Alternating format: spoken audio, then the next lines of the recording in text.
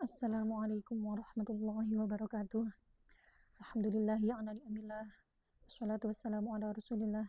Sayyidina Muhammad ibn Abdillah. Wa ala alihi wa sahbihi wa mawalah. Amma ba'dah, la hawla wa la quwwata illa billah.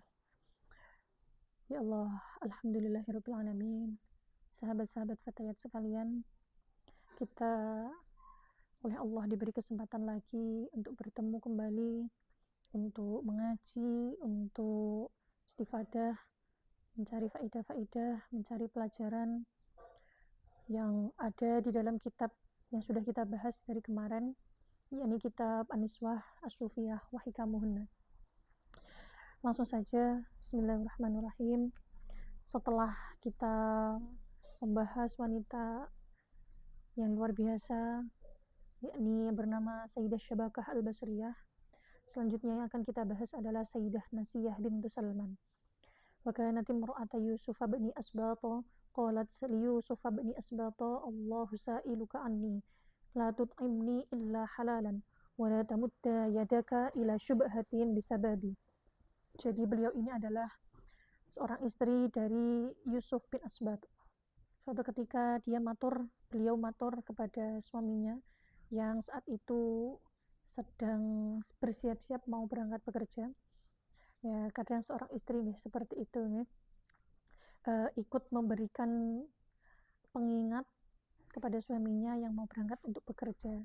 Pengingatnya bagaimana? Allahu sa'iluka anni. Mas, nggih. Misalkan iki percakapannya antara beliau sama suaminya nggih. Jadi ngeten. Pengingat yang beliau katakan kepada suaminya adalah, Mas, bahwa nanti di akhirat panjenengan akan ditanyai oleh Allah tentang apa saja yang panjenengan berikan kepada saya sebagai istri panjenengan atau kepada anak-anak. Ini nanti adalah hal yang akan panjenengan pertanggungjawabkan di depan Allah. Kemudian la tut'imni illa halalan, oleh karena itu jangan sampai panjenengan memberikan nafkah, memberikan makanan kepada kami, jangan sampai kecuali itu barang yang halal, kecuali itu jelas halalnya. Wala tamudda yadaka ila syubhatin bisababi, dan juga jangan sampai panjenengan mencari hal-hal yang syubhat. Syubhat itu sesuatu yang masih samar antara halal dan haramnya. Jadi ini menandakan bahwa beliau itu sangat wirai sekali, sangat berhati-hati sekali dalam menjaga sesuatu yang halal ataupun yang haram. Ya, jadi bahkan syubhat saja beliau tidak berani untuk menyentuh, apalagi sampai di taraf yang haram.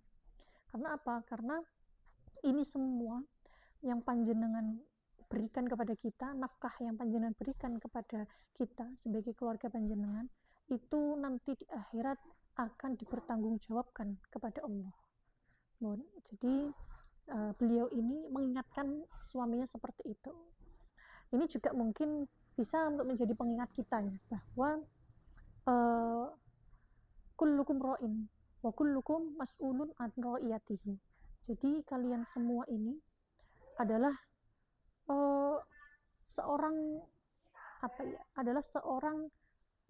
seorang penjaga. Ra'in itu ya penjaga, maksudnya penjaga itu ya orang yang kemudian diberi mandat, diberi tanggung jawab untuk menjaga seseorang yang dijaganya. Jadi kullukum ra'in wa kullukum mas'ulun an ra'iyatihi, dan kalian semua akan ditanyai tentang hal-hal yang berkaitan dengan orang yang kalian jaga. Ya, ini dawuh ini kemudian banyak yang mengarahkan kepada seorang suami ya. Jadi sebetulnya secara umum tidak hanya seorang suami ya, seorang pemimpin itu juga nanti akan ditanyai tentang orang-orang yang dipimpinnya, pejabat-pejabat niku. Kemudian seorang misal ya, contohnya mungkin seorang guru juga bisa, karena dia nanti akan ditanyai hal-hal apa yang beliau ajarkan kepada anak-anaknya.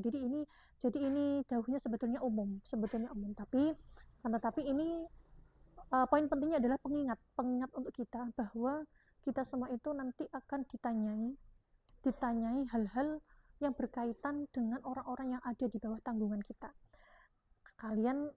Kita memberikan makan apa, halal atau haram, kita memberikan nafkah itu dari jalur halal atau haram, itu semuanya akan ditanyakan. Kemudian qala wa waladat waladan faqalat ya rabbi lam tarani ahlan li khidmatik fasyahultani. Kemudian suatu ketika beliau itu hamil, kemudian melahirkan seorang anak, beliau justru berdoa matur kepada Allah, ya Rabbi, ya Allah, lam taroni ahlan li khidmatik, apakah panjenengan itu tidak melihat aku layak untuk khidmah kepada panjenengan, untuk melayani, untuk beribadah kepada panjenengan. Fasyahultani, sehingga panjenengan memberikan saya fokus lain, jenengan memberikan saya atau membuat saya sibuk oleh hal lain, yakni dalam hal ini adalah anak. Ini beliau ucapkan ketika beliau melahirkan. Jadi sebetulnya ini bukan berarti beliau itu tidak menerima kehadirannya anak, bukan. Akan tetapi karena rasa cinta beliau kepada Allah yang sangat besar, akan tetapi di hati beliau itu sangat-sangat mencintai Allah, kemudian sangat senang sekali beribadah kepada Allah. Akhirnya ya semacam merengek kepada Allah. Ini yang beliau dawuhkan. Jadi ini yang beliau maturkan kepada Allah. Ya Allah, apakah panjenengan itu tidak melihat saya adalah orang yang pantas untuk khidmah kepada panjenengan? Apakah engkau melihat saya ini orang yang tidak pantas untuk beribadah dengan baik kepada panjenengan, sehingga panjenengan malah membuat hati saya, pikiran saya, fokus saya malah dialihkan, malah disibukkan oleh hal lain. Ya, ini Masya Allah. Jadi ini ucapannya seorang yang sangat luar biasa sekali kedekatan batinnya kepada Allah. Bukan berarti tidak menerima kehadiran anak, ya, seperti yang saya katakan tadi, bukan itu. Kan tetapi ini bentuk kekhawatiran beliau kalau nanti setelah beliau ini memiliki anak, kemudian akhirnya beliau kurang fokusnya untuk beribadah kepada Allah. Tapi hakikatnya nggih mboten, karena beliau ini memang orang-orang yang sudah di makom luar biasa sekali. Pasti hal-hal duniawi seperti ini tidak akan membuat beliau ini fokus beribadahnya akan hilang, tidak. Selanjutnya yang akan kita bahas adalah Sayyidah Raihanah Al-Walihah. Al-Walihah ini adalah sebuah julukan karena beliau ini sangat cinta, sangat suka sekali untuk beribadah kepada Allah. Akhirnya seakan-akan membuat dia seperti orang yang gila. Nah, orang yang bingung, orang yang ya seperti orang yang dirundung kasmaran, itu kan seperti itu nih. Sangat aneh sekali. Nah, ini namanya Al-Walihah. Nama aslinya adalah Sayyidah Raihanah. Bismillahirrahmanirrahim. Min muta'abbidatil basyrah kanat fi ayyami shalihin al-mari. Kanat katabat min wara'i jaybiha. Jadi beliau ini pernah suatu ketika menulis di lengan bajunya sebuah syairan. Syairannya bagaimana? Anta unsi wa himmati wa sururi, abal qalbu ayuhibba siwaka, ya azizi wa himmati wa murati, tala syauki mata yakunu liqaka, laisa su'li minal jinani na'im, ghairu anni uridu an alqaka. Jadi isi syairannya adalah 3 bait ini, yang mana intinya adalah beliau mengatakan bahwa ya Allah, panjenengan itu kebahagiaanku, panjenengan itu tujuan dalam hidupku, panjenengan itu hal yang bisa membuat saya merasa nyaman sekali. Maka tidak mungkin kemudian hatiku akan mencintai selain engkau. Ya azizi wa himmati wa muradi, tala syauki mata yakunu liqaka. Duh, sangat lama sekali ini perjumpaan kepadamu, perjumpaan denganmu. Saya sudah sangat rindu sekali untuk bisa bertemu denganmu. Laisa su'li minal jinani na'im. Saya tidak mengharapkan surga. Meskipun surga itu adalah tempat yang penuh kenikmatan, saya tidak mengharapkan itu. ghairu anni uridu an alqaka, akan tetapi yang saya inginkan hanya satu, yakni bertemu denganmu yang mana engkau adalah kekasih sejatiku. Masya Allah. Jadi yang namanya kekasih itu kan pasti yang diinginkan hanya bertemu dengan kekasihnya. Nah, karena beliau ini sudah menempatkan di dalam hatinya sudah menempatkan Allah sebagai sesuatu yang ditujunya, zat satu-satunya yang dituju, satu-satunya yang diinginkan, sehingga sangat-sangat cinta kepada Allah. Nah, oleh karena itu yang ada ya hanya kerinduan saja, ingin bertemu dengan kekasihnya. Masya Allah, luar biasa sekali. Ya Allah, yang selanjutnya adalah Sayyidah Ghafirah Al-Abidah min Ahlil Basrah, sahibat Mu'adah Al-Adawiyah. Jadi beliau ini adalah teman karibnya Sayyidah Mu'adah Al-Adawiyah. Kemarin kita sudah bahas Sayyidah Mu'adah Al-Adawiyah, yang mana beliau ini juga temannya Sayyidah Rabi'ah Al-Adawiyah. Dzakara Ibrahimu ibnul Junaid an Muhammad ibn al-Husain an Yahya ibn Bastam qala bakat Ghafirah Al-Abidah hatta amiyat. Jadi Sayyidah Ghafirah ini adalah orang yang ahli ibadah, bahkan sangat ketika beribadah itu beliau selalu saja menangis, dan menangisnya itu tidak yang menangis hanya meneteskan air mata, tidak, akan tetapi menangisnya betul-betul menangis yang betul-betul sampai sampai deras sekali air matanya. Bahkan diriwayatkan di sini sampai matanya itu buta. Kemudian faqala rajulun ma asyaddul ama, faqalat Ghafirah al-hijab anillah asyaddu wa amal qalbi an fahmi muratillah fi awamirihi asyaddu wa asyaddu. Kemudian karena beliau ini saking nangisnya ketika ibadah sehingga menyebabkan matanya buta, orang-orang itu bertanya, apa sebetulnya buta yang paling mengerikan, buta yang paling berbahaya. Kemudian ya ini karena orang-orang sudah tahu kalau beliau ini ahli ibadah, jadi pertanyaan semacam ini sebetulnya sebetulnya bukan karena mereka itu ingin mengejek beliau karena buta, bukan, akan tetapi orang-orang itu bingung kenapa beliau mengorbankan matanya sampai buta hanya karena untuk menangis ketika ibadah.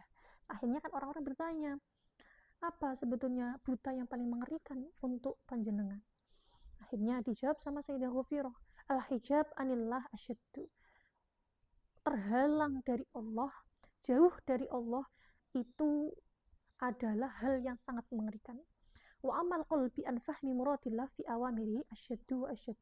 Kemudian memiliki hati yang buta dalam hal memahami semua hakikatnya perintah-perintah Allah itu lebih mengerikan lagi. Bahkan disebutkan ada dua lafaz asyaddu wa asyaddu, itu lebih mengerikan dan lebih mengerikan. Jadi maksudnya bagaimana? Maksudnya ketika kita itu jauh dari Allah, itu sebetulnya sudah mengerikan. Hati kita tidak terkoneksi dengan Allah. Ketika kita ibadah tidak khusyuk kepada Allah, tidak khudu, tidak khudur hatinya, tidak fokus hatinya, ini sudah sangat mengerikan sekali bagi beliau. Apalagi kemudian ditambahi hati kita itu dengan posisi hati yang tidak mampu memahami maksud dari semua perintah-perintahnya Allah. Ini lebih mengerikan lagi dan lebih mengerikan lagi. Jadi sebetulnya hakikatnya ibadah, hakikatnya kita melakukan amaliyah, melakukan melakukan ya ibadah, amaliyah, semuanya lah. Ini sebetulnya untuk apa? Ini sebetulnya hakikatnya tujuannya untuk apa? Kita tidak bisa memahami itu. Hati kita tidak bisa memahami itu. Nah, itu bagi beliau adalah sesuatu yang sangat mengerikan sekali. Lebih mengerikan daripada hanya karena kita terhijab atau tidak dekat dengan Allah. Jadi dua ini jauh dari Allah, terhijab dari Allah, kemudian hati yang buta, tidak memahami hakikat ibadah kepada Allah, hakikat perintah-perintahnya Allah, ini adalah suatu hal yang sangat-sangat mengerikan sekali. Jadi ya seperti biasa dawuh-dawuhnya beliau ini sangat membuat kita tertampar ya, sangat menyakitkan di hati kita, meskipun sakit tapi ini memang kebenaran. memang ini kebenarannya seperti itu. Jadi ternyata banyak dari kita yang ya belum bisa seperti ini. Ketika kita sholat ya hanya pokoknya ya melaksanakan kewajiban saja. Ada kewajiban sholat 5 waktu, kemudian ya kita hanya sebatas karena melakukan kewajiban, akan tetapi kita nggak paham esensinya sholat itu apa, hakikatnya kita melaksanakan sholat itu untuk apa, kita kan tidak tahu. Nah, tapi begini, yang perlu kita pahami juga, karena ini adalah orang-orang yang sudah makomnya sangat tinggi sekali, derajatnya sangat tinggi sekali di sisi Allah. Jadi mungkin orang-orang yang seperti itu ya memang sangat jauh dari kita. Bukan berarti ketika kita belajar ini kemudian kita merasa oh kita ternyata masih jauh sekali, kemudian malah akhirnya patah semangat. Tidak, akan tetapi justru ini harus membuat kita semangat, harus membuat kita justru lebih semangat lagi untuk bisa meniru beliau-beliau ini. Meskipun hari-hari ini ibadah yang kita lakukan ya hanya sebatas karena kita melaksanakan kewajiban saja, kita belum bisa membuat hati kita betul-betul khudur, betul-betul fokus kepada Allah. Nggak apa-apa, karena memang hal seperti ini butuh proses. Hal seperti ini butuh proses dan butuh penyucian jiwa. Nah, penyucian jiwa itu bagaimana caranya? Ya dengan bertorikoh. Dengan bertorikoh. Kita ikut torikoh kepada mursyid, kepada orang yang bisa menunjukkan kita jalannya untuk wusul kepada Allah, untuk sampai kepada Allah. Nah, ini makanya syariat, ya, pemahaman kita tentang syariat, tentang tata cara ibadah. Kalau sholat itu seperti ini caranya, harus wudhu dulu, harus suci dari hadas dan sebagainya, ini kan syariat. Kemudian kita kombinasikan dengan pemahaman kita, dengan dengan laku torikoh kita, ya. Itu untuk apa? Untuk membersihkan hati. Jadi supaya nanti sholat kita ini bisa betul-betul berkualitas. Nah, supaya betul-betul bisa kita itu merasakan khusyuk atau fokus ketika sholat. Jadi ini dua hal yang harus harus saling balance, saling seimbang untuk membuat ibadah kita menjadi ibadah yang berkualitas. Sampun. Bismillahirrahmanirrahim. Yang selanjutnya adalah Sayyidah Ghafirah Al-Abidah. Sampun nggih, Sayyidah Ghafirah. Sekarang Sayyidah Afiyah Al-Mushtaqah. Al-Mushtaqah di sini maksudnya adalah Sayyidah Afiyah ini orang yang sangat memiliki kerinduan yang besar sekali kepada Allah. Ini julukan, ya. Min Abdil Qaisi min ahlil Basrah wa kanat walihatan haimatan kasiratan dzikri. Qallama kanat ta'nasu ila ahadin dzakara Ibrahimu ibnul Junaidi annaha kanat tuhil laila wa ta'wi bin nahar ilal maqabir wa taqulu al-muhibbu la yas'amu min munajati habibihi wa la yahummuhu siwahu wa syauqah salasan. Jadi sahabat-sahabat sekalian, Sayyidah Afiyah ini julukannya banyak sekali. Ada Al-Mushtaqah, ada Waliha, Haimah. Jadi beliau ini orang yang selalu orang yang karena rasa cintanya yang begitu besar kepada Allah, akhirnya dia dianggap seperti orang yang selalu seperti orang yang bingung. Nah, sama seperti tadi, julukannya adalah Waliha. Kemudian Haimah. Haimah itu ya sama dengan Mushtaqah tadi, orang yang karena cintanya besar kepada Allah, akhirnya selalu rindu, selalu merasakan cinta yang teramat besar kepada Allah. Kemudian beliau juga banyak sekali melantunkan dzikir. Jadi hari-harinya itu lisannya selalu basah dengan dzikiran. Pikirannya, hatinya selalu rindu kepada Allah, sehingga menyebabkan dia seperti orang yang bingung karena orang kasmaran kan, ya.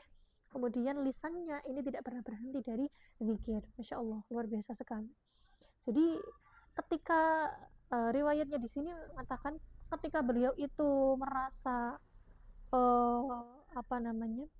merasa sangat sulit sekali untuk nyaman kepada manusia, ketika beliau itu merasa sangat sulit sekali untuk bisa berlama-lama berbincang dengan manusia, dia dia mengalihkan perhatiannya, beliau mengalihkan perhatiannya dengan kalau setiap malam itu selalu terjaga. Setiap malam beliau selalu ibadah, selalu qiyamul lail, selalu ibadah, selalu mujahadah, selalu tahajudan, apapun ibadah. Jadi beliau selalu menghidupkan malam-malamnya itu dengan ibadah. Kemudian ketika siang Wata'wi bin Nahar ilal maqabir, ketika siang dia selalu mengunjungi kuburan. Jadi menghabiskan waktu siangnya itu dengan bertafakur, dengan ngangen-ngangen di kuburan. Ngangen-ngangen apa ya? Ngangen-ngangen suatu saat, mengangan-angankan suatu saat dia akan berada di sana. Jadi pikirannya itu selalu bagaimana kemudian beliau selalu fokus beribadah kepada Allah, yaitu tadi dengan menghidupkan malamnya dengan ibadah. Kemudian ketika siang supaya tidak maksiat ya beliau ke kuburan berangan-angan, melihat, kemudian menangis, ya seperti itu. Kemudian beliau mengucapkan al-muhibbu la yas'amu min munajati habibihi. Jadi yang namanya orang kekasih itu tidak akan bosan untuk selalu bermunajat kepada kekasihnya, selalu bermunajat itu ya curhat, berbisik-bisik ya. Jadi seorang kekasih itu kan senang ya, namanya kekasih, jadi suka banget untuk menyebut-nyebut nama kekasihnya, suka banget untuk mengingat-ingat kekasihnya, suka sekali untuk bermunajat, untuk curhat dikit-dikit kepada kekasihnya. Wala yahummuhu siwahu, maka ya Allah, tidak ada selain Engkau yang bisa membuat saya begitu prihatin, begitu ketakutan. Wa syauqo, duh, alangkah rindunya hati ini kepadamu, alangkah rindunya aku kepadamu. Itu diucapkan sebanyak 3 kali. Wa syauqo, ini kalau di dalam ilmu nahwu, wa syauqo ini namanya adalah munada. Jadi ini semacam rintihan seorang yang sangat kesakitan sekali, seorang yang sangat kalau dalam hal ini berarti seseorang yang sangat rindu sekali, rindunya itu membara sekali di dalam dadanya, sehingga kalimat yang dikeluarkan adalah memakai lafadz wa gitu, wa syauqah, begitu sahabat sekalian. Masya Allah, luar biasa sekali nggih. Jadi memang inilah haliyahnya, kegiatannya para ulama, Masya Allah, para wanita-wanita alim, wanita-wanita yang ahli tasawuf, wanita-wanita yang luar biasa ketika hatinya sudah terkoneksi, sudah sangat dekat kepada Allah. Jadi hari-harinya aktivitasnya ya hanya mengingat Allah. Bukan berarti kemudian beliau-beliau ini tidak bermuasyarah, tidak berhubungan sosial dengan orang-orang, tidak.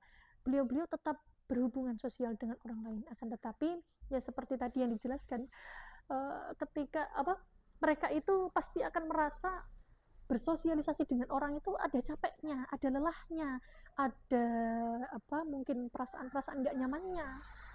Jadi mereka itu sudah sangat nyaman sekali, sudah sangat terhibur sekali dengan hubungan yang sangat baik yang mereka ciptakan kepada Allah. Jadi akhirnya membuat mereka ya fokusnya ya hanya ingin berduaan saja dengan kekasihnya. Jadi ketika dengan orang lain ya sekadarnya saja.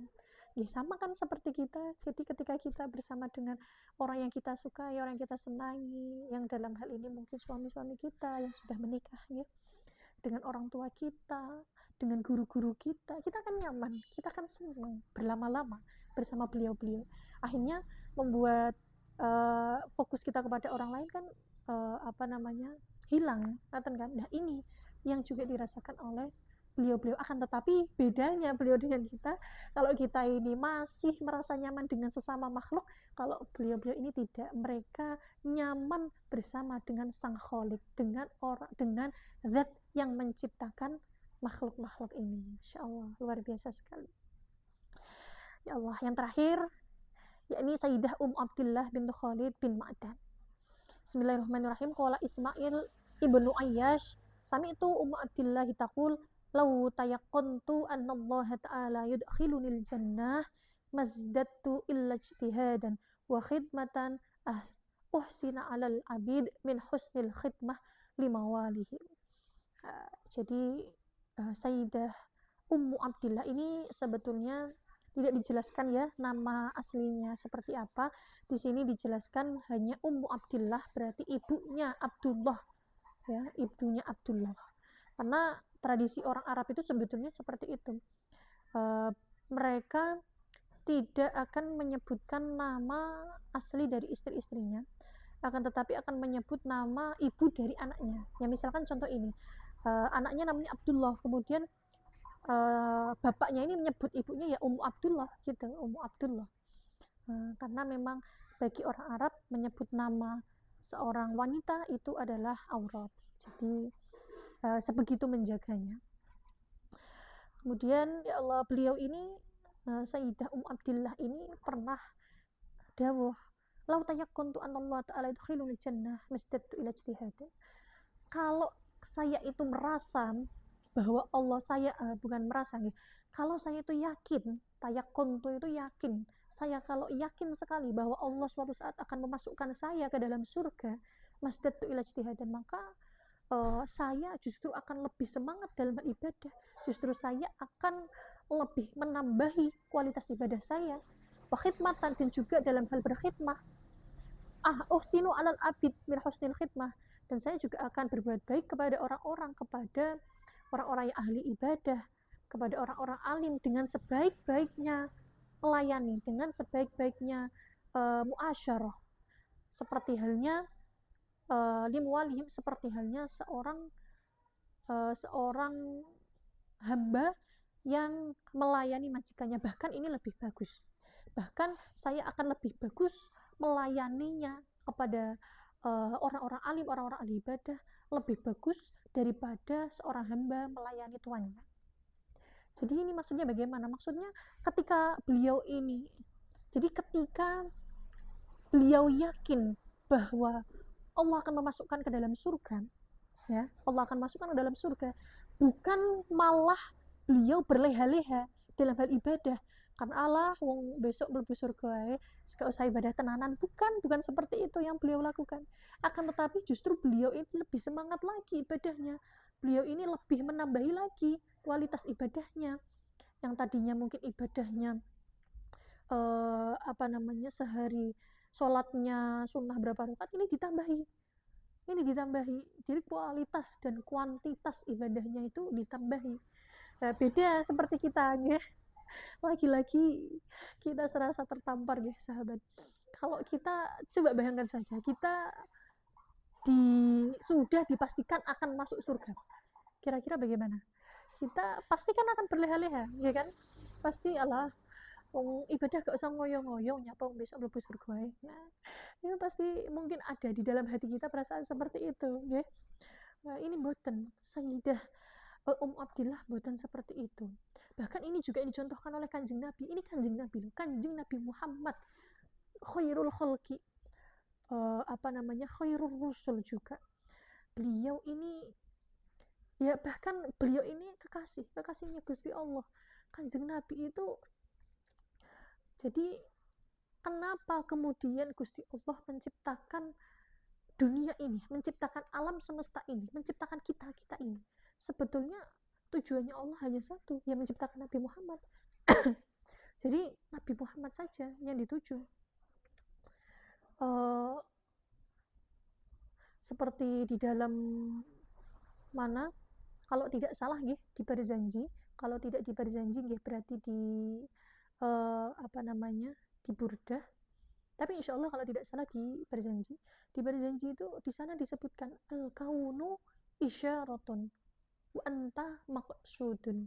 Jadi sebetulnya alam semesta ini hanya isyarah saja, anta maksudun, panjenengan itu Nabi yang memang menjadi tujuan utamanya Allah. Makanya beliau yang seperti itu saja, beliau ya. Kemudian beliau ini kan kekasihnya Allah, mana mungkin Allah akan membuat kekasihnya ini tidak masuk surga, yang buatan mungkin. Kanjeng Nabi jelas masuk surga, jelas. Nah, akan tetapi ketika Gusti Allah itu sudah memberikan janjinya kepada Kanjeng Nabi seperti itu, Kanjeng Nabi masih ibadah terus-terusan. Kanjeng Nabi masih luar biasa kualitas ibadahnya.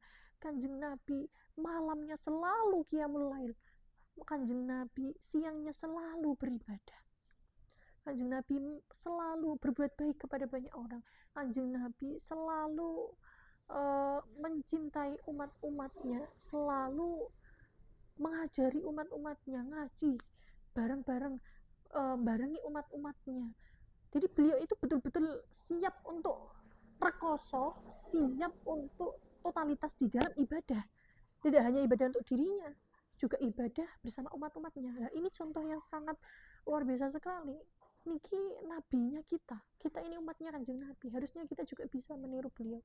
Kanjeng Nabi yang sudah dijanjikan masuk surga saja seperti itu ibadahnya. Apalagi kita-kita ini. Kita-kita ini yang jelas, yang masih belum jelas nasibnya bagaimana ini. Ini harus kita tangisi betul. Harus kita khawatirkan betul bagaimana nasib kita nanti di akhirat. Masya Allah, ya Allah. Mugi-mugi nggih barokah kita ngaji ini, ngaji kitab ini, betul-betul akhirnya membuat kualitas ibadah kita, menjadikan hati kita, hubungan kita kepada Allah menjadi lebih baik lagi. Amin ya rabbal alamin. Sehingga nanti membuat kita menjadi hamba-hamba Allah yang betul-betul bertakwa, beriman, dan juga pantas untuk mendapatkan tempat terbaik di sisinya. Amin ya rabbal alamin. Insyaallah. Alhamdulillah rabbil alamin. Iki sampun semanten mawon nggih sahabat-sahabat sekalian. Insyaallah kita lanjut di 2 atau 3 hari ke depan. Akhiran, assalamualaikum warahmatullahi wabarakatuh.